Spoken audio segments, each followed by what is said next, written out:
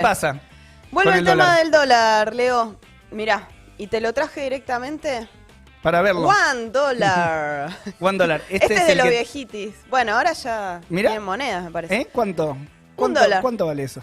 $1. Bueno, estaba viendo videos del año pasado en alerta spoiler. En octubre del año pasado, con un billete de 100, un poquito menos de 100, te llevabas $1. Hoy casi que necesitas 180. Casi pesos, uno de 180 casi pesos. uno de 200. Casi uno de... Sí, es verdad que Hay, hay billete de, hay- hay hay- billete de 200. Hay billetes, los hay.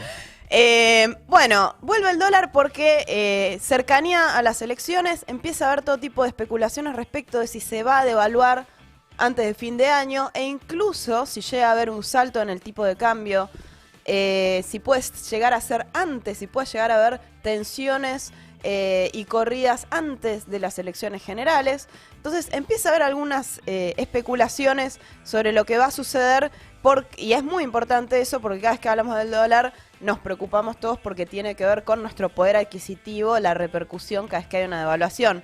Entonces, hay distintas versiones, hay algunas que intentan tranquilizar y dicen, bueno, antes de las elecciones suele haber tensiones cambiarias, es esperable en cualquier campaña eso, porque hay incertidumbre política, porque según lo que ocurra con el resultado de las urnas, después puede haber tal o cual énfasis en tal orientación económica, y también se habla mucho de digamos, cómo las propias expectativas de devaluación, ¿no? Y cómo se empieza a generar una idea de que va a subir el dólar, también genera mayores presiones al dólar y eso termina siendo contraproducente, sobre todo en el comportamiento de la gente que ya sabe que en las elecciones vienen...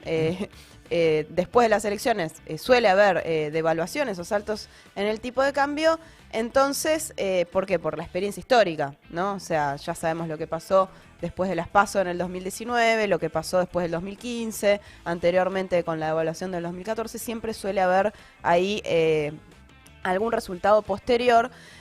Pero no... eso ya está, una consulta, eso ya está operando en, digamos, en movimientos concretos respecto, por ejemplo, del dólar blue, o sea, hay Sí. de más compra porque se viene el escenario electoral. Porque se viene el escenario electoral, empezó a haber más tensiones estas últimas semanas. Directamente hoy ya se publicó en el boletín oficial una serie de medidas que tomó el Banco Central y la Comisión Nacional de Valores justamente para intentar restringir, ahora vamos a ver un poco más eso, la operación en lo que se llama el dólar financiero, contado con liquidación, dólar bonza, que no entendemos mucho porque la mayoría de los terrestres, digamos, no opera en ese mercado. Sí entendemos más cuando se habla del dólar blue, porque es el que compramos más por fuera del accesible, banco, claro. Pero lo que quería plantear era justamente esto, que no alcanza con decir que son tensiones cambiarias frecuentes o que suele haber cierta incertidumbre respecto de las elecciones para saber lo que va a pasar, sino que hay que mirar justamente cuál es la capacidad de fuego que tiene el Banco Central, qué capacidad de intervención tiene, y ahí siempre se recurre a ver qué pasa con las reservas que tiene hoy el Banco Central para poder intervenir o frenar algún tipo de maniobra especulativa, corrida cambiaria o algún tipo de operación que quieran hacer los mercados. Acá siempre hay que aclarar, cuando hablamos de los mercados parece que es una entelequia que no sabemos bien a qué se refiere, dónde está, una abstracción, pero los mercados en realidad son un conjunto de operadores financieros que representan a los grandes bancos, al capital financiero, a las grandes corporaciones que intervienen ahí en la compra y venta de dólares. Entonces, ¿qué hay que tener en cuenta? Porque no se puede descartar efectivamente que haya mayores presiones, sobre todo a medida que nos acerquemos hacia el 14 de noviembre. ¿Qué hay que tener en cuenta? Por un lado, el gobierno está un poco mejor parado de lo que esperaba a principio de año, porque contó con tres entradas de dólares extraordinarias este año. Por un lado, que el precio de las commodities fue mejor, fue muy alto y eso hizo que hubiera una liquidación extraordinaria de dólares por exportaciones, ¿no? Sobre todo de la soja, del maíz, del agro. Y eso, bueno, no solamente aumentó la recaudación del fisco, sino que también la entrada de dólares neta, ¿no? al país. En segundo lugar, porque pudo recaudar algo a partir de ese aporte solidario a las grandes fortunas, que si bien fue muy bajo en relación a la capacidad de lo que podía recaudar, entró algo por ese lado también. Y en tercer lugar, por estos derechos especiales de giro que repartió el Fondo Monetario, supuestamente para paliar las consecuencias de la pandemia, ahí por agosto, y que a la Argentina le tocaron alrededor de 4.300 millones de dólares. Pero con eso no alcanza, no es suficiente, a pesar de que está un poco mejor de lo que esperaba. Es bastante débil la situación, la posición que tiene el Banco Central. ¿Por qué? Y acá quiero que pongamos el primer gráfico para mostrar cómo vienen las reservas en el Banco Central, las reservas brutas totales. Si ustedes ven toda la primera parte del año, eso es todo el año 2021, desde que arrancó el año hasta esa suba que hubo en agosto, que es la entrada de los derechos especiales de giro, fue creciendo la suba de reservas, pero muy lentamente. O sea, si vos tenés liquidación de dólares récord, esa suba fue muy gradual en la capacidad del Banco Central para aumentar sus reservas. Y decís, ¿por qué? Porque al mismo tiempo que entraban dólares, se iban por otra ventanilla en pagos de deuda al FMI y también por intervenciones del Banco Central en el mercado de dólares financiero, ¿no? En el dólar bolsa, por decirlo de alguna manera. En el contado con liquidación, donde el Banco Central intervino para frenar esa famosa brecha que actúa también en contra del dólar oficial. Y después ahí vemos el salto que hubo por la entrada de los DEC del FMI en agosto y nuevamente volvió a caer, y la última caída tiene que ver justamente con un nuevo pago que acá denunciamos de 1.900 millones de dólares hace pocos días. Entonces, digo, se da esta paradoja, ¿no? De que fue un año récord, de que tampoco es que hubo una salida tan importante en importaciones, aunque empieza a haber más importaciones por la recuperación de la actividad, pero los dólares se van por otro lado. Y lo que hay que mirar también no son solo esas reservas brutas, sino las reservas netas. ¿Qué las reservas brutas estamos hablando de cuánto? Alrededor de 41.000. Arriba de 40. Arriba de 40.000, sí. Pero ahí cerquita. Ya te digo el número exacto. Ahora está cerca de 43.000 millones. ¿Sí? Un poco menos de 43.000 millones de dólares. Si lo miramos en términos históricos, y ahí podemos ver el segundo gráfico, no es tan bajo, pero tampoco es tan alto, digamos. No es tan...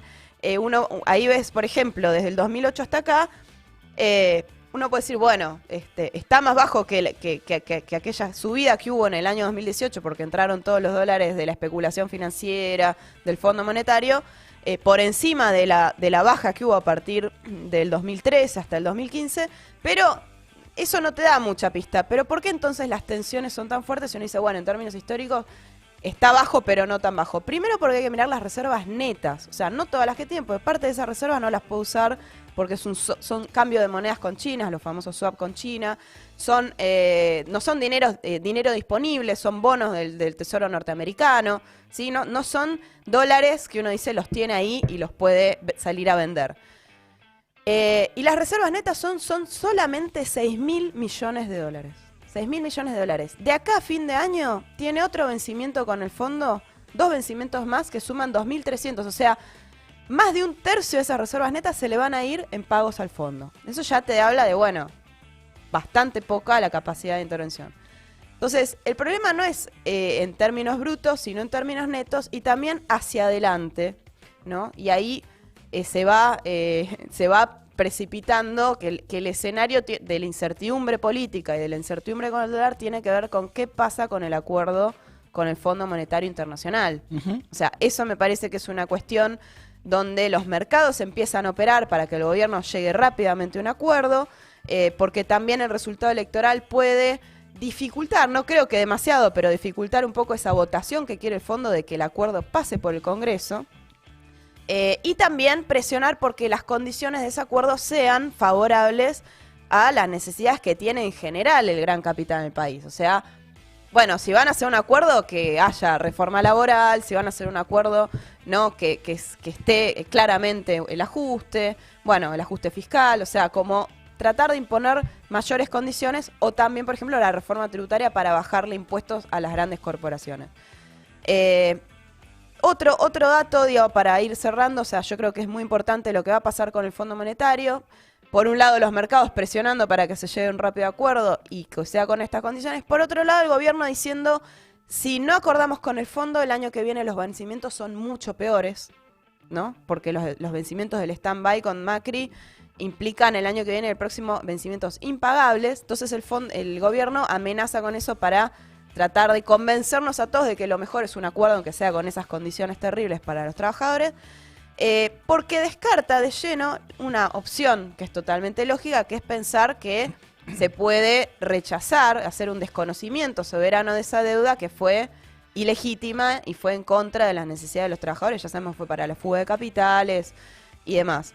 Pero, digo, volviendo al tema más coyuntural que vos preguntabas, bueno, ¿por qué las tensiones ahora? Justamente porque también de acá a diciembre baja la entrada de dólares por que ya no hay, hasta que en diciembre empieza a haber exportaciones de trigo, pero la cosecha gruesa de la soja y del maíz ya no está más, entonces no hay más entrada por exportaciones.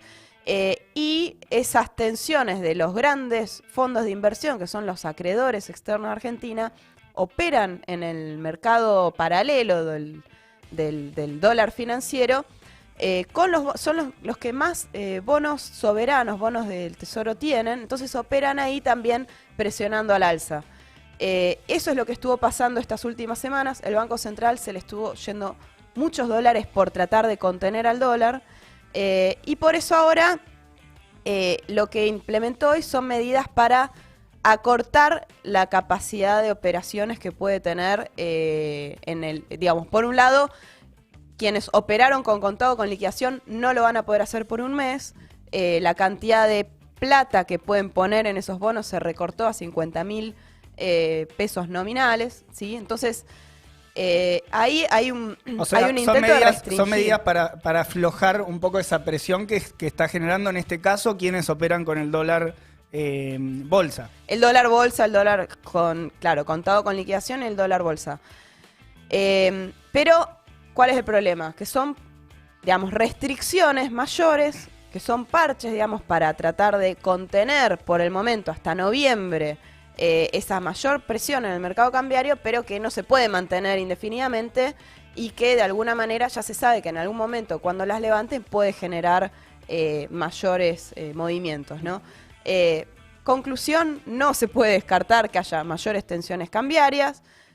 Probablemente con esto lo frenen un poco con estas medidas del día de hoy, pero lo que está de fondo es esta puja entonces por ver qué tipo de acuerdo con el fondo se llega y en qué tiempos. Y que va a afectar, otro aspecto en los cuales el acuerdo con el fondo impacta directamente, ¿no? El problema de a cuánto se va a ir el dólar y también esta preocupación que mencionabas al principio, porque después impacta en la devaluación del salario, impacta en los precios, impacta realmente en el conjunto, sobre todo también de la economía de los sectores populares, ¿no? También, sí, déjame, te haré una cosa por esto que decís.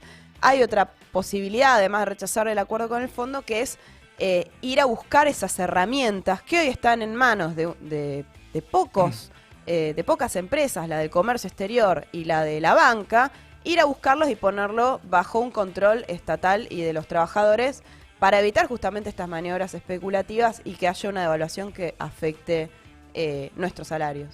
Ahí está, 10 y